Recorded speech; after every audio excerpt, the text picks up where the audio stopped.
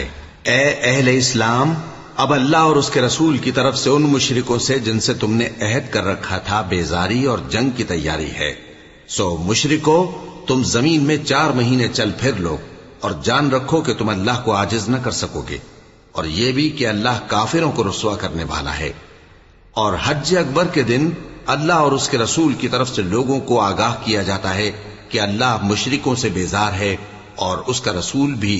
اب اگر تم توبہ کر لو تو تمہارے حق میں بہتر ہے، اور اگر نہ مانو تو جان رکھو کہ تم اللہ کو ہرا نہیں سکو گے۔ اور اے پیغمبر، کافروں کو دکھ دینے والے عذاب کی خبر سنا دو۔ البتہ جن مشرکوں کے ساتھ تم نے عہد کیا ہو اور انہوں نے تمہارا کسی طرح کا قصور نہ کیا ہو اور نہ تمہارے مقابلے میں کسی کی مدد کی ہو، تو جس مدت تک ان کے ساتھ عہد کیا ہو اسے پورا کرو، کہ اللہ پرہیزگاروں کو دوست رکھتا ہے۔ پس جب عزت کے مہینے گزر جائیں تو